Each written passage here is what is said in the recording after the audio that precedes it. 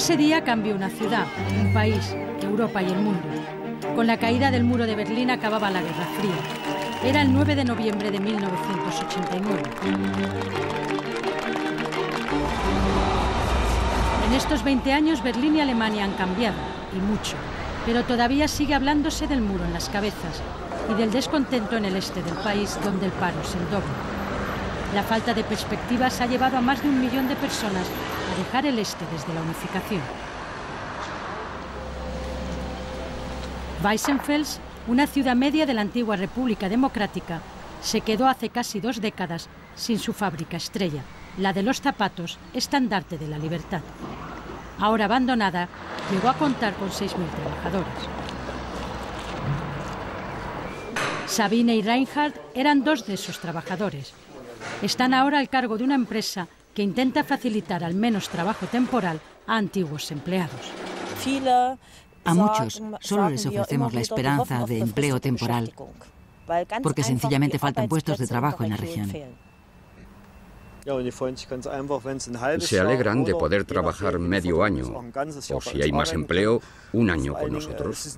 Y no se trata solo del dinero, sino simplemente del hecho de poder comunicarse, de poder hablar con otros, que noten que son útiles.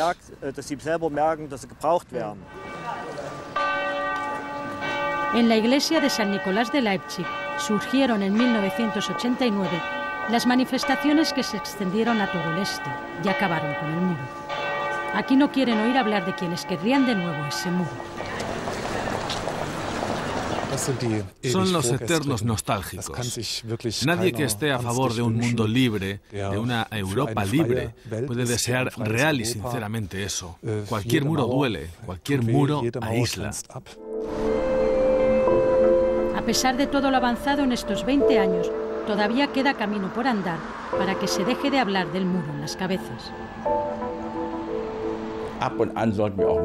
De vez en cuando deberíamos decir que hemos tenido una gran suerte por haber superado esa división sin sangre, sin hambre, sin frío.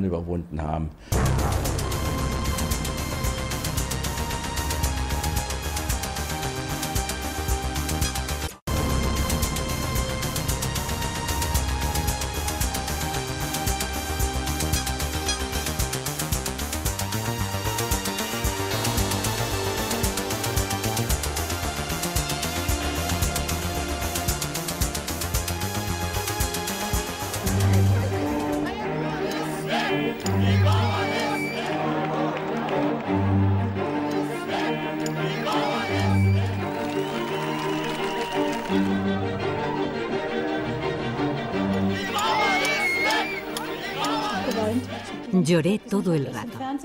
Lo vi en televisión. Y siempre que pienso en ese día me pasa lo mismo. La gente pasaba del este al oeste en tromba. Entraban en la libertad con gran euforia, con mucha felicidad y alegría.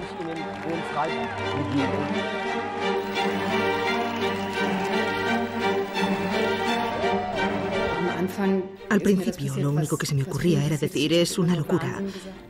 No lo podía asimilar.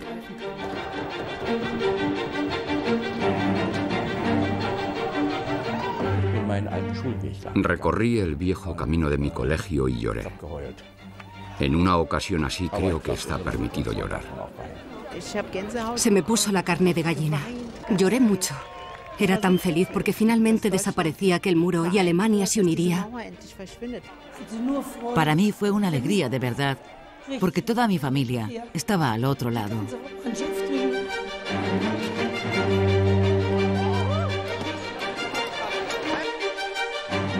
El 9 de noviembre de 1989, el muro de Berlín cae por sorpresa. Lo derriban las ansias de libertad de los germano-orientales. Es un día histórico para los alemanes, para Europa, para el mundo. Finaliza la Guerra Fría. Fue un día inolvidable. Y ese día, a pesar de la separación de los estados, percibimos un sentimiento de unión entre los alemanes del este y el oeste. Todos pensábamos que el periodo de la antigua DDR se había acabado, pero ninguno podía pensar que cayese en una noche rápidamente sin preparación ninguna.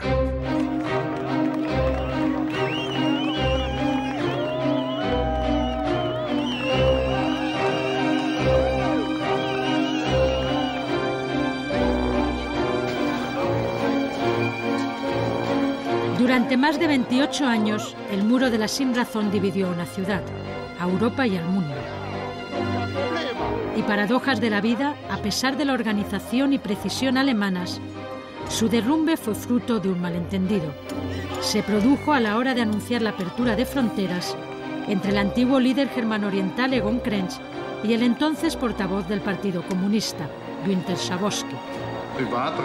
Los viajes privados al extranjero pueden ser solicitados sin la presentación de requisitos, como motivos del viaje o relaciones familiares. Los permisos se concederán en un corto plazo.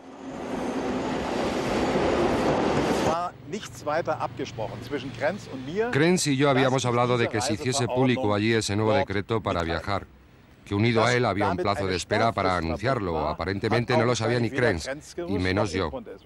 A mí nadie me lo dijo. Y ese plazo contemplaba que el decreto fuese leído por radio a las 4 de la madrugada.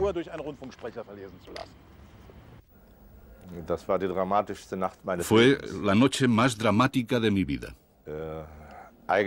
En realidad, la frontera debía abrirse el 10 de noviembre. Para eso estaba todo preparado. Y todo habría discurrido en orden.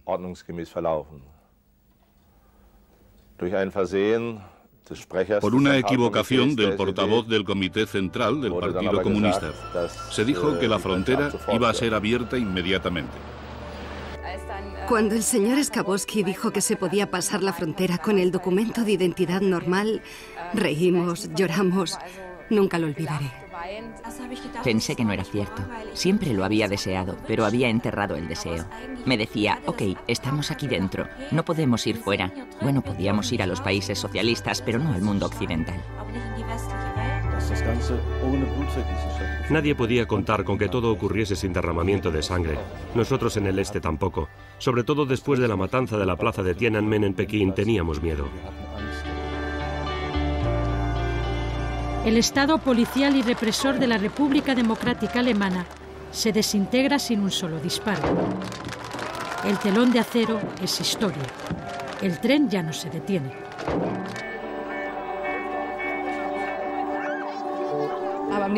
Al día siguiente estaba bailando encima del muro, en la puerta de Brandenburgo. Entonces hacía prácticas en un banco.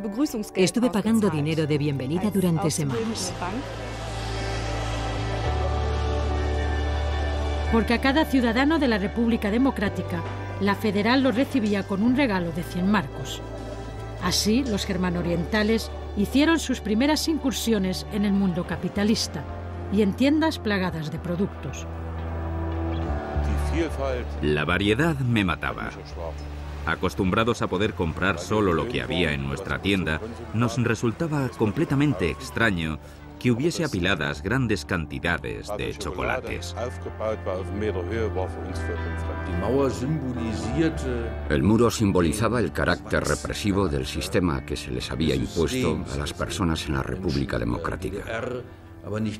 Pero no solo allí, sino también en todos los países del bloque socialista.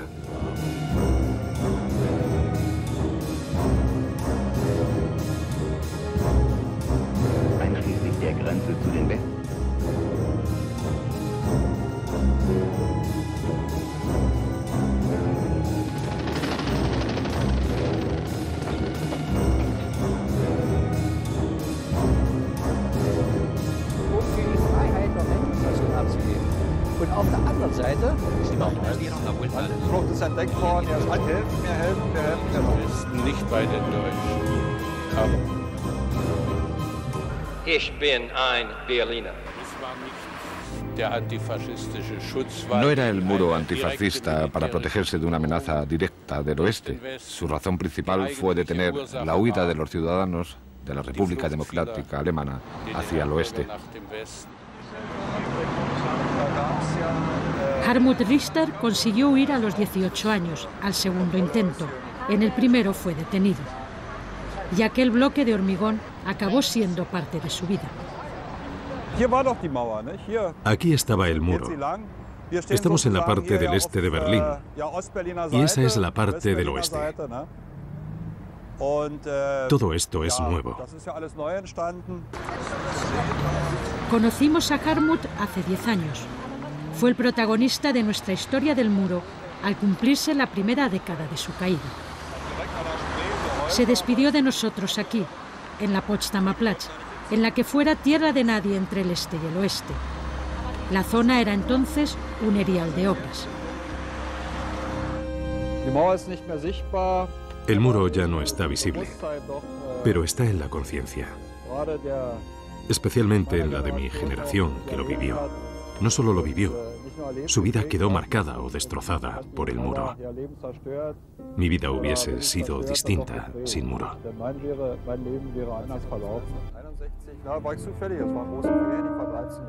El muro hizo de su vida una especie de novela. Nos contó que su construcción le pilló en el oeste, de vacaciones con sus tíos. Volvió al este con sus padres.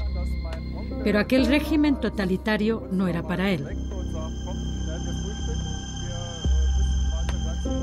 Escapó en 1966 por este canal. Estuvo más de 3 horas en el agua, superando alambradas, buceando para evitar ser detectado. Al final lo logró. En el oeste vio un coche con una mujer que se asustó. Le dije, solo quiero saber si estoy en Berlín Occidental. Y ella entendió. Abrió la puerta y me arropó entre sus grandes pechos. Dijo, mi niño, estás helado. Y dijo a su hija que estaba en el asiento de atrás, dame una botella de aguardiente. Tomé 2 sorbos y, sabiéndome en libertad, sabiendo que lo había logrado, las fuerzas me abandonaron y me desmayé en los pechos de aquella mujer. Me desmayé. Ya con una nueva nacionalidad, la de Alemania Federal, se dedica a pasar al oeste a personas que, como él, buscan la libertad. En 1975 me pillaron con mi hermana en el maletero. Antes había conseguido sacar a 33 personas de la República Democrática, sobre todo amigos y conocidos. Fue condenado a 15 años de cárcel. De los 15 años estuve en prisión 5 años y 7 meses, hasta el 2 de octubre de 1980, cuando la República Federal consiguió comprar mi libertad. La sombra del muro le persigue. No soporta el trato ni las injusticias contra las víctimas del totalitarismo comunista. Ahora Hartmut las asesora desde la Asociación de Antiguos Presos Políticos. El Estado aprobó una ayuda para ellas de 250 euros al mes, pero no pocas veces la solicitud de compensación es rechazada. Es el caso de Diana Gering, que sufre al ver que no se reconoce lo que pasó. Fue condenada a 8 meses de cárcel por intentar escapar a Occidente. Cumplió algo más de 6. Creo que un daño como ese no se puede reparar de ninguna manera. Digamos que sería un pequeño consuelo por lo que tuve que sufrir. A Hartmut le parece injusto que a las víctimas se les niegue incluso esa pequeña cantidad, mientras que los gerifaltes del antiguo régimen y muchos culpables de la represión campan a sus anchas, sin ser llevados ante los tribunales, con buenas pensiones y compensaciones. Los responsables de esto, de los tiros en el muro, de la represión, convirtieron en ciencia el destrozar a la gente, destrozarla psicológicamente. Esto está demostrado, no se les han pedido responsabilidades. Me da rabia que en la Alemania Unida siguen estando en primera línea. Me molesta. También Kani Alavi, de origen iraní, lucha para que no se olvide lo que pasó. La East Side Gallery, de más de 1 kilómetro, es el trozo más largo de muro original conservado. Sobre él, pintores de todo el mundo dejaron plasmado lo que vieron o sintieron. Hace varios años ya estuvimos con Kani cuando pintaba de nuevo su obra. Las inclemencias del tiempo y la escasa calidad de la pintura utilizada la primera vez habían hecho estragos. Queremos mantener todas estas obras en Berlín para las próximas generaciones, porque pensamos que necesitamos conocer la historia para que no se repita. Kani no soporta ver cómo la gente no respeta la integridad de las obras. Durante años mantuvo un pulso con la administración para conservarlas. Ahora, después de 20 años, vemos que las autoridades nos han aceptado y nos han dado la oportunidad de conservar la galería del lado este para que los auténticos artistas restauren estos cuadros y se puedan contar las cosas a la siguiente generación. Thomas Klingenstein nació en la RDA. En los 80 consiguió ser expulsado. Ahora vuelve a pintar su obra, que es el reflejo del sueño que tenía de niño: viajar. Quiere mostrar que hay que mirar más allá del propio país y del muro en la cabeza que en algunos ha sustituido al de hormigón. Las diferentes culturas, los diferentes sistemas políticos no se pueden unir de hoy para mañana. La idea de que todo se une porque un muro cae muy rápido es un bonito idealismo, pero naturalmente no funciona. Sí funcionó, sin embargo, en Metlaroit. Aquí ya no existen muros, tampoco en las cabezas. Apenas 50 almas pueblan el lugar. Los americanos lo llamaban el Pequeño Berlín, porque él, como su hermano mayor, estuvo atravesado un día por una pared de hormigón que quiso convertir en enemigos a amigos y familiares. Su peculiar historia le jugó la peor de las pasadas. Su riachuelo era y es la línea de separación. Un lado pertenece a Baviera, el otro a Turingia. Uno quedó en manos de los americanos, el otro en las de los soviéticos, al repartirse los aliados la Alemania vencida. En los 60, cuando el régimen germano oriental decidió fortificar sus fronteras, el telón de acero se levantó en mitad del pueblo.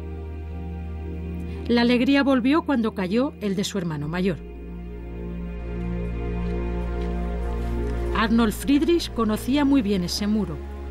Lo patrulló en los 60, siendo soldado en la Alemania occidental. El destino quiso que después de su derribo encontrase un amigo en Heinrich Beer, que fue soldado de fronteras en el régimen comunista. En el año 2000 contaban divertidos que los dos vigilaron al mismo tiempo, sin saberlo, la misma pared de hormigón. Para mí, los miembros del Ejército Popular nunca fueron enemigos. Por eso no tuve problemas cuando le conocí. Es un tipo estupendo. Tiene mi misma edad. Antes no le hubiese hecho daño. Existía la orden de disparar. Yo no sé si entonces habría disparado o no. Si soy sincero, seguramente lo habría hecho como soldado fronterizo. Hay que ser así de sincero.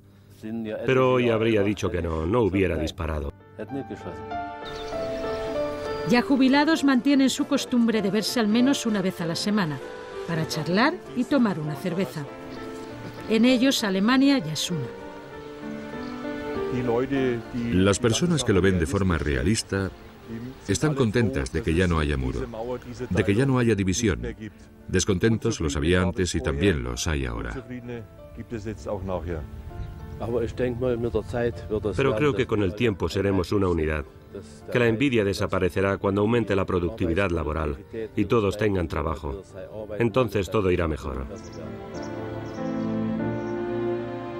El que fuera alcalde del Metlaroit comunista, Ulrich Schmidt, también retirado, nos comentaba que el pueblo enseguida volvió a ser uno, quizás porque en su alma nunca dejó de serlo. Yo diría que sí, que aquí la reunificación se ha completado. Pero en Alemania todavía tardará mucho. Según él, no se puede hablar de perdedores en la antigua RDA, aunque las cosas podrían haberse hecho mejor.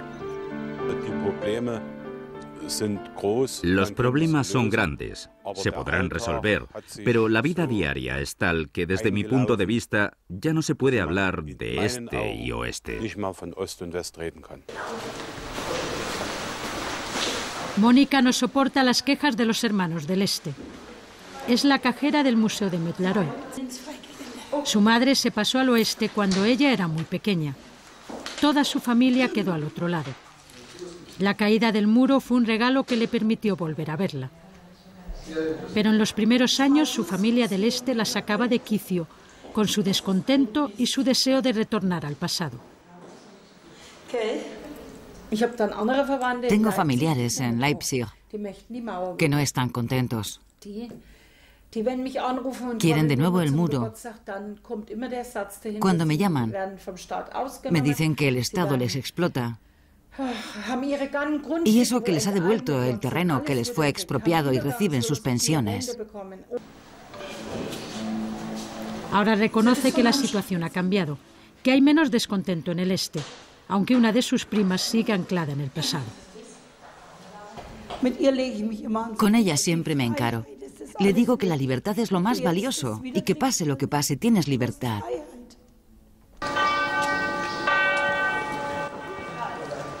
Una libertad que se valora de forma muy especial en la iglesia de San Nicolás de Leipzig. Aquí continúan celebrando el rezo por la paz de los lunes. De él surgieron las manifestaciones pacíficas que en el otoño del 89 se extendieron a toda la Alemania comunista.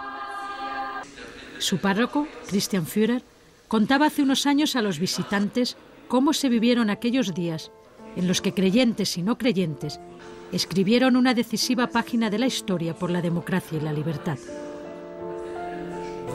Fue un milagro de dimensión bíblica. Creció y creció. Éramos el único lugar libre que había en la RDA, pero era imbatible, intocable, y lo conservamos. Hoy reivindica el 9 de octubre de 1989 como el de la Revolución Pacífica. Decenas de miles de personas recorrieron ese día desde la iglesia, las calles de Leipzig, al grito de «Somos el pueblo». El régimen no se atrevió a reprimir la marcha. Aquí se logró por primera vez en la historia de Alemania una fecha muy positiva y la unidad de Alemania, esta vez sin guerras ni victorias. Esta es una fecha muy especial en nuestra historia alemana.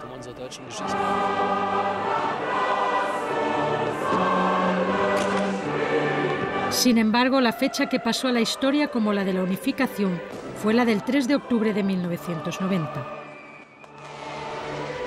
El grito de «Somos el pueblo» de la Revolución Pacífica se había convertido en el «Somos un pueblo» de la unificación.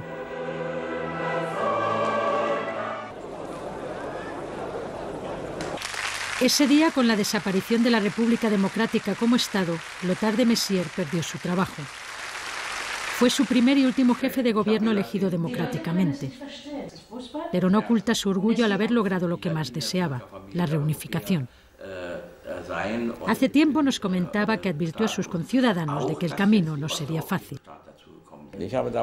Yo siempre dije a la gente que teníamos que atravesar un profundo valle y que después sería mejor. Pero no querían oír la frase del valle profundo, solo querían oír que después mejoraría la situación. Pero en ninguno de nuestros anteriores encuentros nos mostró uno de sus más preciados recuerdos. El menú del desayuno que Gorbachov ofreció el 12 de septiembre de 1990 a los firmantes del acuerdo 2+4. Les dije, estoy tan emocionado, esto es algo tan importante en mi vida. Quisiera tener un recuerdo de ustedes. Voy a escribir mi nombre en mi menú y les pido a todos que firmen. Y lo hicieron. Shevardnadze, Eduard Shevardnadze, Ambrosiewicz, James Baker III, das ist Douglas Hurd, Hans-Dietrich Genscher und quer hat Gorbatschow unterschrieben. El tratado entre las dos Alemanias y las cuatro potencias vencedoras en la Segunda Guerra Mundial devolvía la soberanía al territorio germano.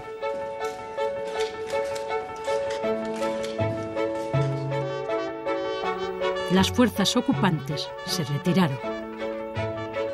La nueva Alemania tomaba las riendas de su política exterior y en 1999, por primera vez desde el final de la Segunda Guerra Mundial, tropas alemanas participaban en una intervención militar en el extranjero, en Kosovo.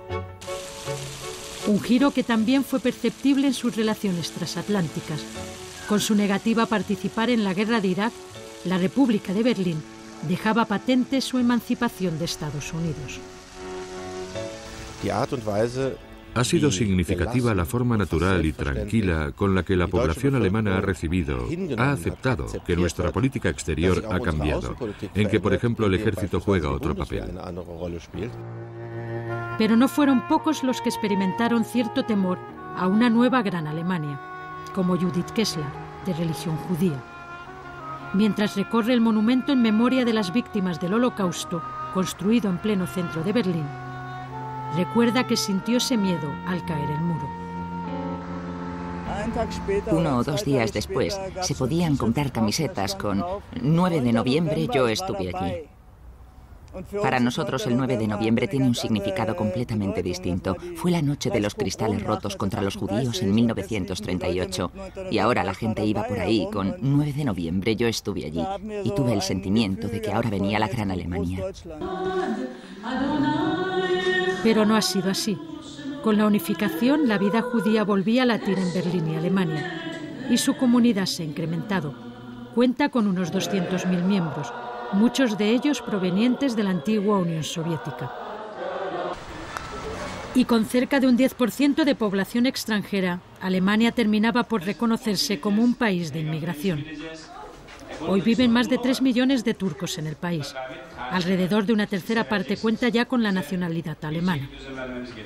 La ley de ciudadanía ha sido también adaptada a los tiempos que corren, y la nueva Alemania rompía otro tabú: la primacía del derecho de sangre sobre el derecho de suelo. Hay que reconocer que para Alemania fue un gran acto, porque en su historia ha sido muy proteccionista en lo referente a inmigración y nacionalidad. Por eso es un nuevo comienzo. Ha sido la respuesta a una realidad como la de los hijos de los inmigrantes. Semes Demir es uno de ellos. Nació en Alemania. En 1994 se convertía en el primer diputado de origen turco del Parlamento alemán. Hoy es presidente del Partido de los Verdes. Asegura que el concepto de Alemania ha cambiado por completo. Alemania hoy quiere decir que hay un alcalde homosexual entre los cristianodemócratas. Alemania hoy quiere decir que hay una mujer como canciller que no se corresponde por completo con el retrato clásico de la mujer. No tiene hijos y a su marido se le ve muy poco. Todo esto hubiese sido completamente inimaginable antes. Angela Merkel se convertía en el 2005 en la primera mujer canciller de Alemania. Presidenta de los cristianodemócratas, un partido marcado por los patriarcados, y del Este, entró en la política tras la caída del muro. Que ocupe la Cancillería una mujer que viene del Este es un signo de que la reunificación ha tenido éxito políticamente hablando. El socialdemócrata Otto Schily, exministro del Interior, remarca el políticamente.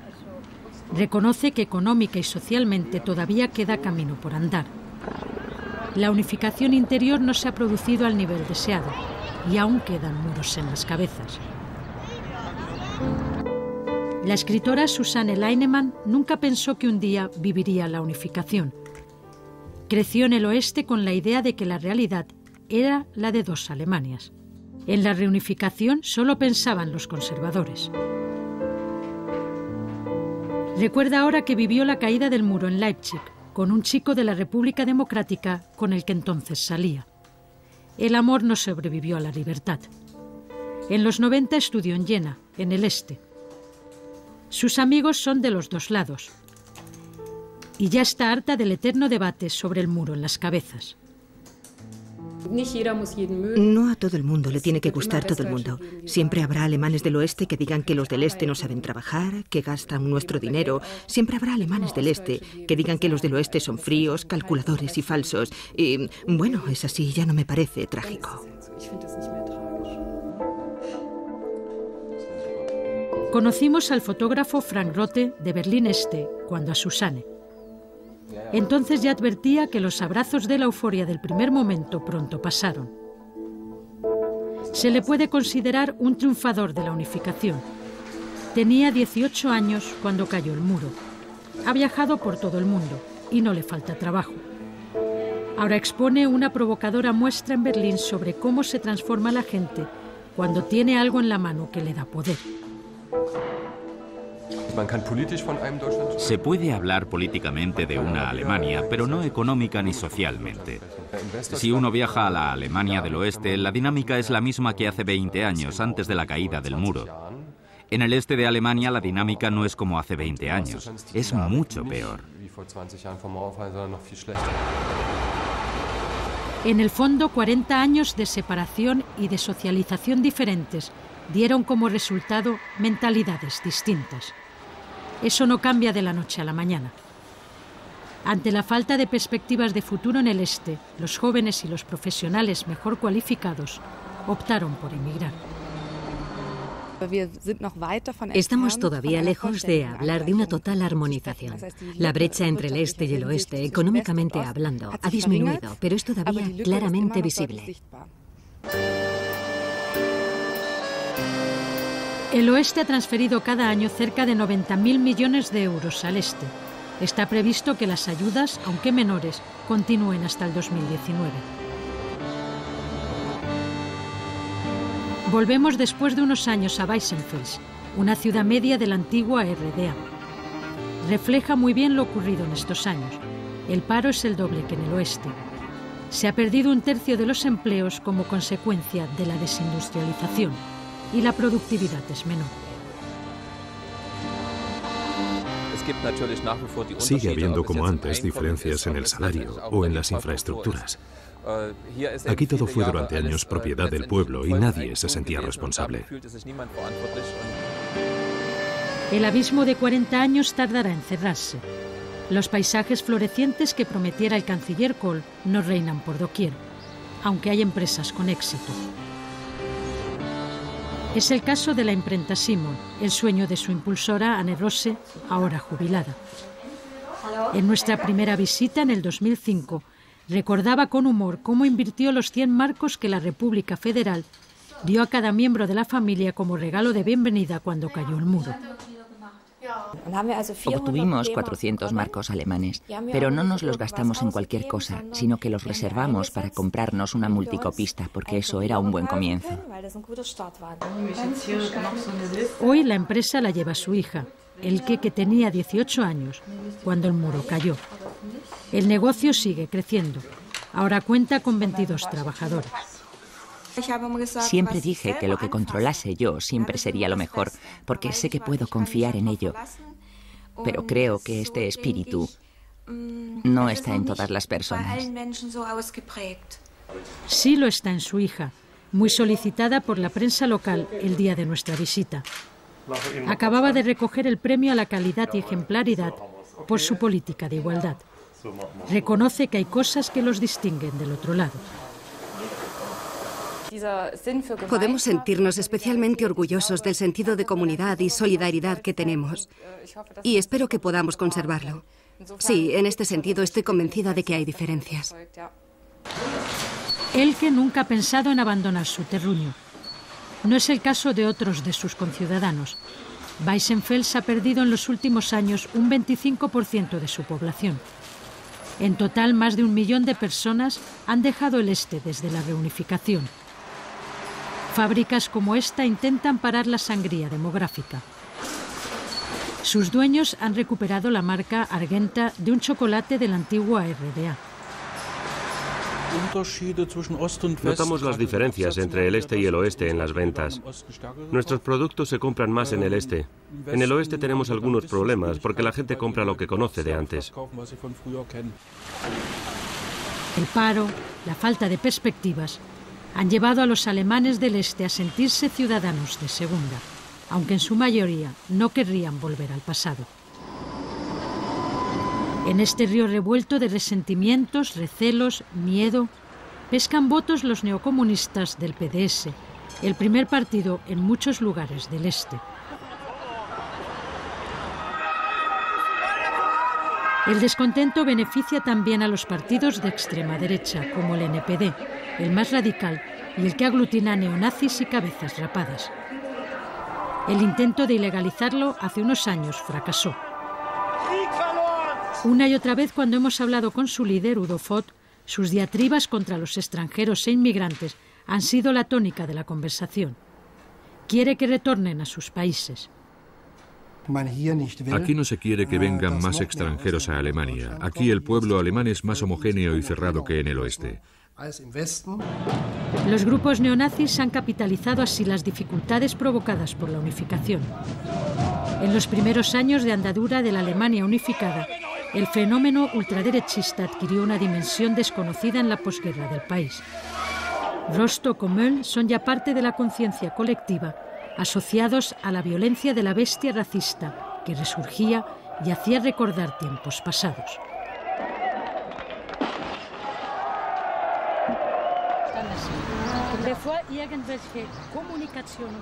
Seyran Ateş, alemana de origen turco, recuerda que en aquellos momentos el miedo hizo mella en ella. Pensó que ya no querrían a los turcos cuando empezaron a escucharse los primeros gritos de Alemania para los alemanes. Desde mi punto de vista, se ha evolucionado un poco en esa dirección.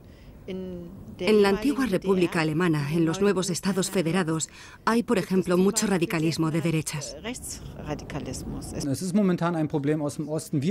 Es un problema tanto del este como del oeste. Hay muchos dirigentes del oeste que se han ido al este y que hoy día viven en Uckermark o en otros lugares como Brandenburgo, donde han criado y alimentado a sus propios cuadros. Filippo Smaldino, pedagogo social italo-alemán, dirige un centro social en un barrio de Berlín. Nos dice que aunque tiene mucho trabajo, es algo más tranquilo que la Bruchbude, el local donde le conocimos y que él había puesto en marcha en la localidad germano-oriental de Mimmelsdorf. Su objetivo era romper con la subcultura juvenil de extrema derecha que dominaba en ese y otros lugares del este. Smaldino enseñaba a los jóvenes que la democracia y la convivencia están muy lejos del rapado de ideas que llenaba sus cabezas. Aquí había jóvenes que estaban abandonados a su suerte y además tenían un alto potencial de violencia. No sabían dónde ir y esta Casa de la Juventud les ha acogido. Seguimos teniendo una cultura juvenil de extrema derecha estable y cada vez más diferenciadora. Es un importante factor que especialmente se manifiesta sobre el terreno. Es algo que pudo comprobar también hace tiempo en Joachimsthal la pastora de la iglesia protestante, cuando descubrió que entre los chavales de la catequesis había neonazis.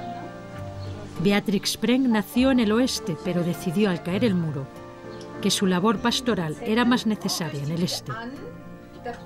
Encontró en la música el polo de atracción para los jóvenes. Desde que empezó la iniciativa hace más de una década, varios grupos de niños han pasado por las manos de Uwe, el profesor de música, que les ha abierto un nuevo mundo. De repente, aquí descubrían el respeto y la atención que antes no conocían, valores que antes para nada conocían. En general, estamos todavía en una situación muy difícil. Me parece terrible que exista algo así en Alemania. Creo que aún tenemos que poner mucho empeño en cambiar eso. Philip y sus amigas también decidieron un día plantar cara a los neonazis en su ciudad. A través de manifestaciones y charlas, enfrentaron al mundo de los adultos con la realidad. En todas partes había extremistas de derechas, neonazis. Nos amenazaban y nos dijimos que teníamos que hacer algo. No podíamos dejar que nos apaleasen como habían hecho con otros amigos. Philip libra ahora esa batalla por la tolerancia desde el bar que regenta junto a un amigo en Leipzig, a donde se trasladó hace unos años a estudiar. Dicen que el muro es el pasado. Philip tiene un recuerdo muy especial de su caída. La primera vez que pasé la frontera, recuerdo que estuvimos horas en un atasco. Y lo primero que me dieron fue mi primer coche teledirigido. Así que esa es mi primera referencia de aquel acontecimiento. Un coche teledirigido. Los jóvenes conocen el muro por los libros de historia o por lo que les han contado sus padres de la inolvidable noche o de cómo era la vida en el este. Tanto los del oeste como los del este dicen no sentirse muy distintos a los del otro lado, aunque reconocen no tener mucha relación entre ellos. Todo depende de las circunstancias personales. Ulrike nació el mismo año en que cayó el muro. Lo hizo en el este, pero ahora estudia en el oeste. Tengo la oportunidad de estudiar en el oeste de Berlín y viajar al extranjero, y de no estar atada a un pequeño país en el que no me puedo mover. Estoy contenta de que sea así. También Josh y Laura cumplen 2 décadas este año. Ellas nacieron en el oeste de la ciudad dividida. Hoy pasean y compran en un centro comercial del Potsdamer Platz. Quizás no sepan que un día aquí estuvo la franja de la muerte entre el este y el oeste. Reconocen que no tienen relación con jóvenes del este. Probablemente no sea más que una simple casualidad el que no tenga contacto con ellos, pero no es que los rechacemos, en ningún caso. Me busco mis amigos allí donde estoy, y pueden ser también personas del este. No hago diferencias. Pero ahora, casualmente, no conozco a nadie. Habrá que esperar algunos años más para dejar de hablar de muros en la cabeza, del este y el oeste. Yo estoy casado con una mujer de la antigua RDA. Todavía hoy tenemos que andarnos con cuidado a la hora de hablar. Hablamos el mismo idioma, pero hay determinadas cosas que intentamos expresar de forma distinta. El periodo de tiempo de la Alemania unida es ya la mitad del tiempo de la separación estatal. Presumo que las repercusiones de la época de la división estatal se notarán todavía 20 años, aunque con una tendencia decreciente.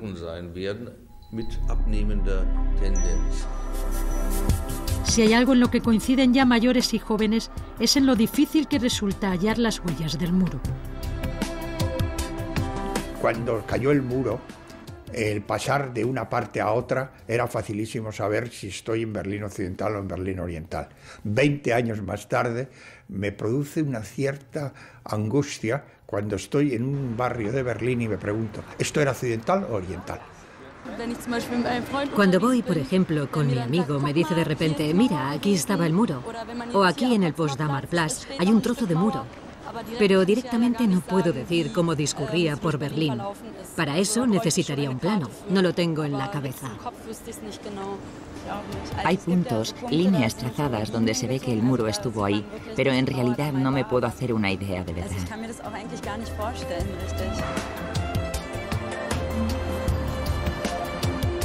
Porque en el fondo Berlín y Alemania han cambiado, y mucho en estos 20 años sin muro.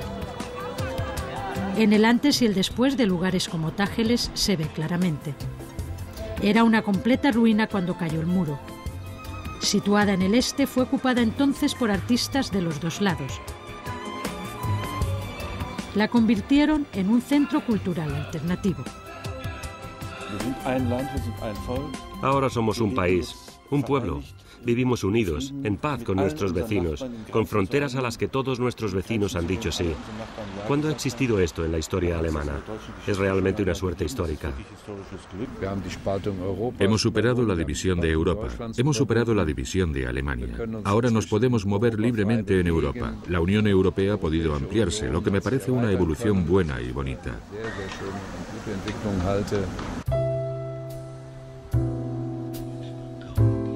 Como el ave fénix, la capital alemana ha renacido de sus cenizas. Luce con esplendor en su año 20, aunque todavía necesitará algún tiempo para que cicatricen del todo las heridas del pasado.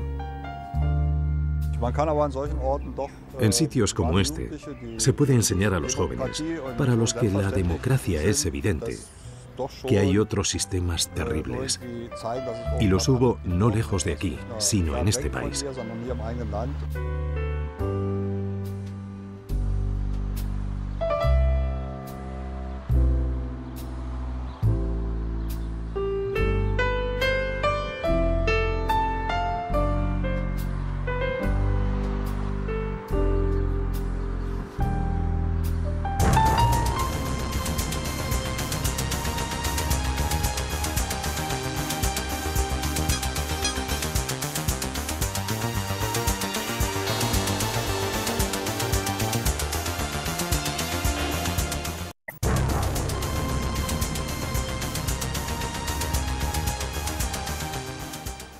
Para Angélica Adriano, la alegría que sintió por la caída del muro se transformó un día en rabia y tristeza.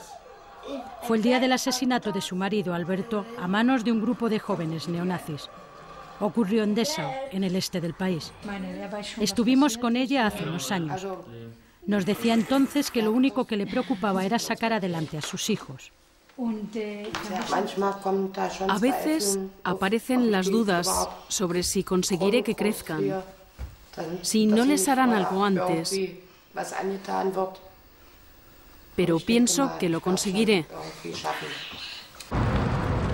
Alberto era mozambiqueño y fue víctima de la violencia racista, xenófoba y antisemita, muy preocupante en el este del país después de la unificación. Después de la caída del muro en el este de Alemania, teníamos una población que no tenía experiencia en la confrontación con la herencia del nacionalsocialismo.